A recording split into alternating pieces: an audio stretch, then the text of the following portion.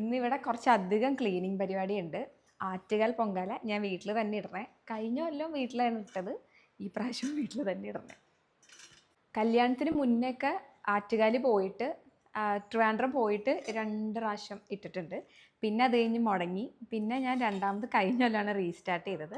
അപ്പോൾ യൂഷ്വലി അമ്പലത്തിൽ പോയിട്ട് പ്രാർത്ഥിച്ച് പൊങ്കാലയുടെ ഉത്സവം, ആറ്റുകാൽ ഉത്സവം തുടങ്ങുന്ന ടൈമിൽ അവിടെ പോയി ഏതെങ്കിലും ഒരു ദിവസം പ്രാർത്ഥിച്ച് വഴിപാടൊക്കെ ചെയ്തിട്ട് വരും.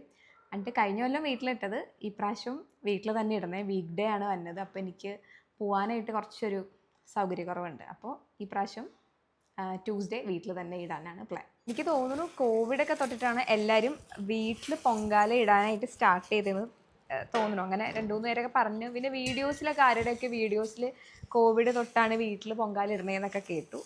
അപ്പോൾ എനിക്ക് കഴിഞ്ഞോണം അത് വീട്ടിൽ ഇട്ടപ്പോൾ നല്ലൊരു എന്തോ ഇഷ്ടമായി. അപ്പോൾ ഇനിയിപ്പോൾ പോകാൻ പറ്റാത്തവർക്ക് സിമ്പിളായിട്ട് നമുക്ക് വീട്ടിലിടാം. പക്ഷേ ഒരു നോമ്പ് വ്രതമൊക്കെ നോക്കണം. ഞാനൊരു 3 days ആണ് നോൺ വെജ് ഒന്നും കഴിച്ചില്ല.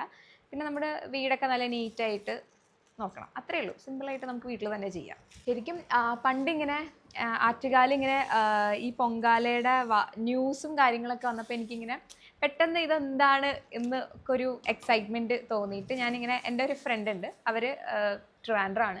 സോ അപ്പോൾ അവൻ്റെ അമ്മയാണ് എന്നെ ഫസ്റ്റ് പൊങ്കാല ഇടാനായിട്ട് ആറ്റുകാൽ കൊണ്ടുപോകുന്നത്. അന്ന് ഞാൻ 2 തവണ കോളേജിൽ പഠിക്കുക ടൈമിൽ 2 തവണ അടുപ്പിച്ച്, 2 തവണ 3 തവണ ഓർക്കല്ല, അടുപ്പിച്ച് അവിടെ ട്രിവാൻഡ്രം പോയിട്ട് പൊങ്കാല ഇട്ടു. പിന്നെ കഴിഞ്ഞ കൊല്ലം എൻ്റെ ആൻറ്റിയൊക്കെ പിന്നെ ആ ടൈമിൽ അവരൊക്കെ എൻ്റെ ഫാമിലിയിലൊക്കെ എല്ലാവരും പോകുമായിരുന്നു അതൊക്കെ കഴിഞ്ഞിട്ട്. അപ്പോൾ കഴിഞ്ഞ കൊല്ലം ഞാൻ എൻ്റെ ആൻറ്റിയുടെ കൂടെയാണ്. പിന്നെ പൊങ്കാല ഇടുന്നതിന് മുന്നേ നമ്മൾ അമ്പലത്തിൽ പോയി പ്രാർത്ഥിച്ച് ദേവീനോട് ഇങ്ങനെ അനുവാദം ചോദിക്കണം എന്നൊക്കെ ഉള്ളൊരു കൺസെപ്റ്റൊക്കെ ഉണ്ടെന്ന് എനിക്ക് മനസ്സിലായത്. അപ്പോൾ കഴിഞ്ഞ കൊല്ലം പോയി. ഇപ്രാവശ്യം സാറ്റർഡേ അതിരാവിലെ പോയി, ഒരു 2 o'clock ഒക്കെ ആയപ്പോഴത്തേക്കും പോയി. ആദ്യം ഗണപതി ക്ഷേത്രത്തിൽ തൊഴുതു, പിന്നെ ആറ്റുകാൽ പോയി. ഞങ്ങളൊരു 6:30-7 ഒക്കെ ആയപ്പോൾ അവിടെ എത്തി. തിരക്കുണ്ടായിരുന്നു, പക്ഷെ ക്യൂ പെട്ടെന്ന് പോയി. അങ്ങനെ നന്നായി തൊഴുതു. അത് കഴിഞ്ഞ് പത്മനാഭസ്വാമി ക്ഷേത്രത്തിൽ ഞാൻ ഇതുവരെ പോയിട്ടുണ്ട്, എനിക്ക് തൊഴാൻ പറ്റിയിട്ടില്ല. പക്ഷേ ഈ പ്രാവശ്യം ക്യൂ നിന്നു, പക്ഷെ എന്നാലും തൊഴുതു തിരിച്ച് വന്നു. ഇനിയിപ്പോൾ പൊങ്കാല ഇടാനുള്ള ബാക്കി കാര്യങ്ങളൊക്കെ ഇതൊക്കെ അറേഞ്ച് ചെയ്ത് വെച്ചു. ഇനി താഴെ ചേച്ചി അവിടെയൊക്കെ അടിച്ച് കഴുകുന്നുണ്ട്, നാളെ ഒന്നും കൂടി കഴുകും. പിന്നെ ബാക്കി അതിൻ്റെ അരി സാധനങ്ങളൊക്കെ വൈകിട്ട് മേടിക്കാൻ പോകാമെന്ന് വിചാരിച്ചിട്ടാണ് ഇരിക്കുന്നത്. ഇന്ന് ശരിക്കും പറഞ്ഞാൽ ക്ലീനിങ് പരിപാടിയാണ് കൂടുതൽ, കുക്കിംഗ് പരിപാടി ഒന്നുമില്ല. വെജ് ആയതുകൊണ്ട് വലിയ കുക്കിങ്ങിനകത്ത് അധികം സമയമൊന്നും സ്പെൻഡ് ചെയ്യേണ്ടതെന്ന്. ആക്ച്വലി അതാണ് ആ ഗ്രേ ഓടിട്ടിട്ടുള്ളതാണ് തറവാട് വീട്.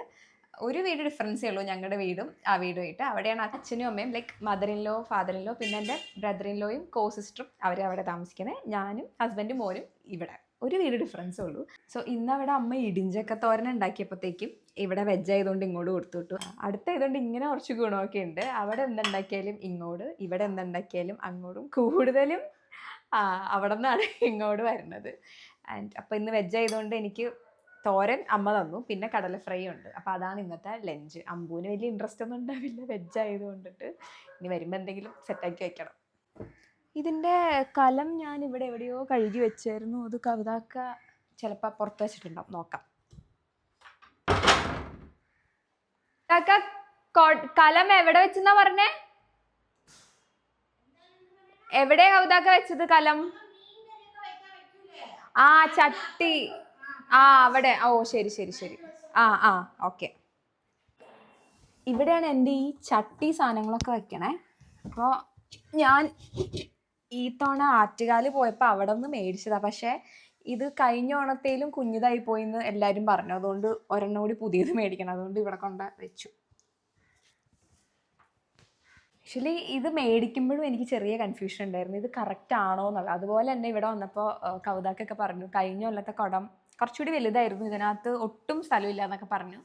പിന്നെ ഞാനിത് ഇന്നലെ വെള്ളത്തിലൊക്കെ ഇട്ട്, ഫുൾ ബക്കറ്റിൽ വെള്ളത്തിലൊക്കെ ഇട്ട് വെച്ചു. ഇനി എണ്ണയൊക്കെ പരട്ടി വെയിലത്ത് വെച്ചു. ഇനി നല്ലത് കിട്ടിയില്ലെങ്കിൽ വേറെ ഇതിനകത്ത് തന്നെ ആയിരിക്കും മിക്കവാറും ഈ തവണ പൊങ്കാല ഇടണേ. ഇവിടെ നമ്മൾ പുതിയകാവ് വളവിൽ കുറേ ചട്ടിയൊക്കെ വെക്കുന്ന ഒരു ചേച്ചിയുണ്ട്. അവിടെ പോയിട്ട് കഴിഞ്ഞൊരു അവിടെ നിന്നാണ് മേടിച്ചത്. അപ്പോൾ ഈ കൊല്ലം വീണ്ടും ചേച്ചിയുടെ കലത്തിൽ തന്നെ ഇടാനാണ് എനിക്ക് തോന്നണേ ഭാഗ്യം ഇരിക്കണം. സെറ്റുമുണ്ട് ആക്ച്വലി എൻ്റെ അടുത്ത് പുതിയത് ഇരിക്കുന്നുണ്ട്.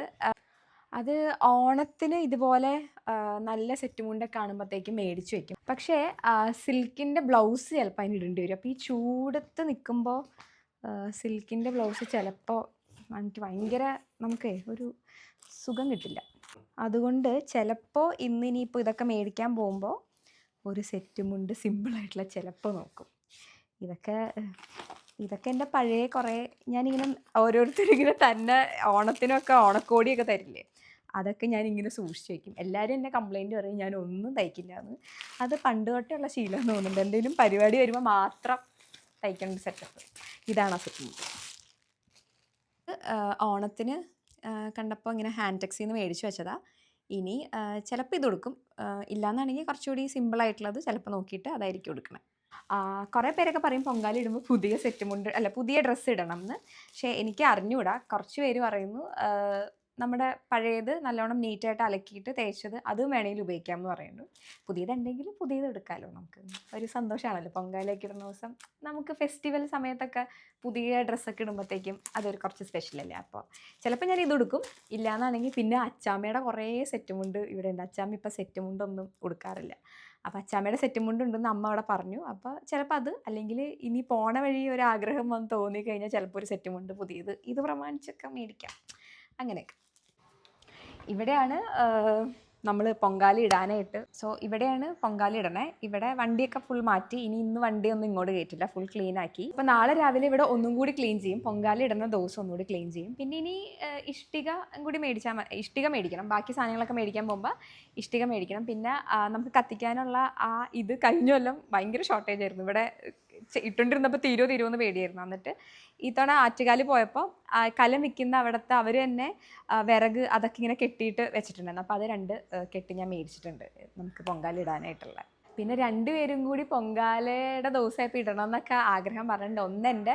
എനിക്ക് 2 ചേട്ടന്മാരാണ്. അതിനകത്ത് ഒരാളുടെ വൈഫും സിസ്റ്റർ ഇൻ ലോയും പിന്നെ എൻ്റെ സിസ്റ്ററും. ഇവർക്ക് 2 പേർക്കും ഇടണം എന്നുണ്ട്. പക്ഷേ 2 പേര് ഫസ്റ്റ് ടൈം ഇടുക.